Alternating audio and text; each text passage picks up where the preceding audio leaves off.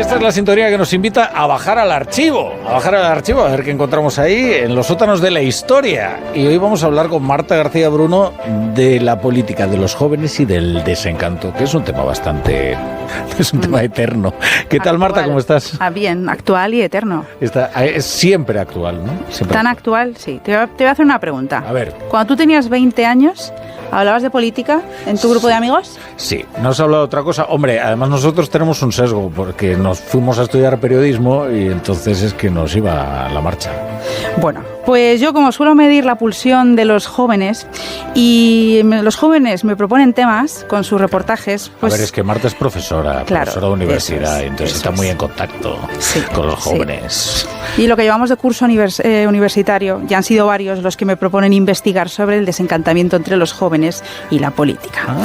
Y sabiendo que la abstención hoy está en el 50%, he realizado una pequeña muestra demoscópica entre jóvenes de entre 20 y 30 años para conocer dónde está el problema. A ver. Yo personalmente sí que me siento pues bastante alejado de la clase política. O sea, no me sirve de nada que me hablen de números de leyes ni tecnicismos. La falta de referentes políticos es el motivo principal por el que los jóvenes se están distanciando de la política. Por ejemplo, si agregásemos a políticos a lo mejor más jóvenes que entrasen como representantes nuestros y tratasen temas que nos interesasen más, como darle más caña a la vivienda o ese tipo de cosas. Si cometen algún acto pues poco ético, que dejen el cargo, que no empiecen a marear, a sacar el tú más. Me gustaría ver cómo los políticos se preocupan por los demás y no se preocupan simplemente por su puesto de trabajo o lo que puedan estar ganando, sino que se preocupan de verdad por aquellos a quienes representan. Pero el más importante para mí, sin duda, es el de la comunicación que tienen los políticos con los jóvenes, que en algunos casos es casi inexistente. A nosotros nos llega mucha información de muchos perfiles diferentes por diferentes medios de comunicación, que hay muchísimos, y luego también redes sociales, ya sean periodistas o gente que opina y cuenta y demás. Y el hecho de al recibirlo tener que hacer tanto filtro, tener que distinguir, tener que andar un poco en si es verdad o no, pues yo creo que da un poco de pereza y que puede que abrume un poco. Claro, me dicen que ni los mítines le llegan ni las pancartas. Así que acto seguido me planteo la siguiente cuestión. ¿Ha sido siempre la relación entre la política y los jóvenes un tanto tortuosa? Así que, Rafa, he bajado al desván a investigar si ha existido siempre ese desencantamiento en los jóvenes. Así que vamos a partir de lo que de primeras les encandila. Lo primero, la gran ventaja soñadora y poética que era haber vivido la transición. Y en lo que es la comunicación política en sí, los candidatos son jóvenes. En los mítines suenan canciones de cantautores y los partidos lanzaban sus propuestas en vaqueros y en mangas de camisa. Ahora bien, ¿consiguen atrapar así a los jóvenes? Pues al igual que hemos comenzado testando las inquietudes de los recién estrenados votantes, en este experimento demoscópico he querido preguntar a los que fueron jóvenes cuando la democracia también lo era. Los albores. Efectivamente, en los 80 para los jóvenes la primera preocupación según el CIS es viajar. Estudiar una carrera universitaria, que no todo el mundo podía hacerlo. Es por que no decir ni casi una nadie. cosa ni la otra, o sea, viajar y estudiar una carrera universitaria no era lo que es ahora, ¿eh? Claro, era mucho más complicado. Luego se popularizó, eso es verdad, y se hizo más barato. Pero antes... Claro, era o hacer una carrera universitaria o, en tercer lugar, elegir una profesión. No está la vivienda, ¿eh? Pero había más razones, vamos a escuchar. Yo no me he sentido desencantada políticamente en mi juventud. Ahora sí. No, había buenos oradores. Se dirigían a la gente con menos agresividad verbal que en la actualidad. Y todavía no había tantos casos de corrupción. Convencían más y no se desviaban demasiado en cumplir lo prometido. Casi nadie había leído un libro de Marx o Trotsky, pero la gente se apuntaba a los partidos porque era una manera de socializar. Yo siento que normalmente mi preocupación era más con el OTAN no, bases fuera, que es lo que más me movía a mí de adolescente. Y luego lo que sí que recuerdo con angustia era el tema de ETA, y de los atentados y de pensar que eso nunca se iba a acabar. Desde luego fue una época espectacular, nuestra juventud.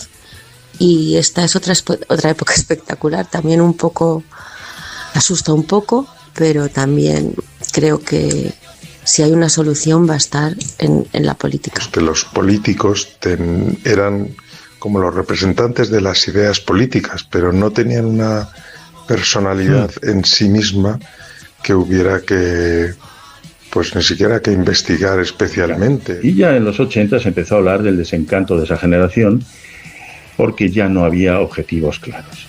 Estábamos en la movida, claro, y cantábamos aquello de "yo caí enamorado de la moda juvenil".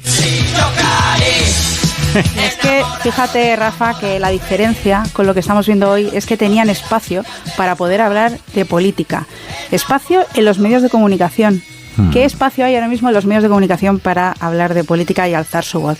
Y te voy a dar una pista con esta sintonía, a ver si sabes de qué programa estoy hablando. Bueno, es que tú eras joven, por no decir niño, ¿no? A ver, pensaba que me ibas a poner Hablando se entiende la vasca, ¿te acuerdas? Con Jesús Vázquez, pero esto no es. Pues esto es más antiguo. Esto es su turno, es uno de los episodios emitidos por Televisión Española en el 81. Bueno, claro, es el año en que nací. Bueno, claro, pues te digo que podría volver a la gran pantalla, a la pequeña pantalla, y presentado por Jesús Hermida, se titula Pasotismo Juvenil, uno de los episodios. Un encuentro en el que indica el rótulo, el espectador tiene la última palabra. Y en este episodio vemos al líder juvenil Juan José Espartero junto a Francisco Umbral y Miguel Ríos. Una coctelera que daba como frutos un diálogo cordial y que, pues, ¿por qué no? Pues podría volver. Sí. Pero los que vivieron esa época en su tierna juventud recuerdan otros tiempos en el Congreso, y qué suerte, porque ellos eran jóvenes y veían los debates así. Daba gusto oírles hablar en el Parlamento y argumentaban más que nada había una ideología que hoy en día ya no existe. En la época de Aznar y Felipe González se hacía política. Esos debates eran interminables. Era una verdadera lucha de poder y se hacía política con dignidad y sobre todo en beneficio de todos. Aquí hemos venido, parece, a idealizar el pasado, ¿verdad? Pero los 80 fueron los años de la modernidad, pero también los de las huelgas estudiantiles, la crisis económica. Las encuestas prevén una abstención juvenil en las elecciones del 89 de un 50%. Casualidad o no, es el mismo porcentaje que ahora. Los trabajadores salen a la calle a pedirle al PSOE medidas, 9.000 jóvenes. ¿Y sabes lo que más curiosidad me produce al ver las imágenes de estas huelgas? Pues que son chavales que, según describen los periodistas, tienen entre 14 y 17 años. Tú dime, ¿qué manifestación de jóvenes multitudinaria has visto desde entonces con chavales de 14 años? De 14 a 17, un poco más, sí, hombre, pues que había gente más joven, había otros más mayores, ¿eh? Y en las huelgas, esto que llaman las huelgas universitarias, que yo nunca entendí muy bien lo de la huelga de estudiantes, ¿eh? Pero, porque, hombre, la huelga es un derecho del trabajador, no del estudiante, pero bueno, en fin. Pero bueno, los años 90, vamos a avanzar hasta los años 90, que son un punto de inflexión. Los jóvenes ya no sueñan con cambiar el sistema, sino, atención, con entrar dentro del sistema. La corrupción comienza a filtrar en los partidos políticos y se convierte en uno de los marcos de disputa y alejamiento de la política. A mi entender, el desencanto llegó cuando se produjeron los primeros casos de corrupción. Y al comprobar que al final daba lo mismo que gobernar el PSOE o el PP, ambos dependerían de los partidos nacionalistas y sus políticas serían muy parecidas y si no se compensarían unas con otras. Y todos esos escándalos, pues quizá nos hicieron ver que los políticos también eran personas. Otra de las razones para el desencanto juvenil frente a la política creo que viene por el aumento del nivel de vida y que todos creen que nunca se perderá y da lo mismo el resultado electoral. Esto es interesante, el nivel de vida, porque ahora las siguientes generaciones somos las más europeístas, las más formadas, pero son las que menos motivaciones tienen para votar, por ejemplo, en las elecciones al Parlamento Europeo de 2009. Así que desde esa época la clase política ha intentado hacerse con el voto juvenil de muchas formas. Zapatero lo hizo en 2004 al utilizar conceptos clave como jóvenes y mujeres, pero es que eso mismo había hecho Aznar en el año 2000. ¿Hasta cuándo la vivienda inasequible? ¿Hasta cuándo la violencia y la discriminación que sufren las mujeres?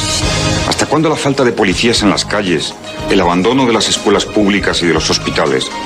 ¿Hasta cuándo la inestabilidad laboral? ¿Hasta cuándo la manipulación y las mentiras?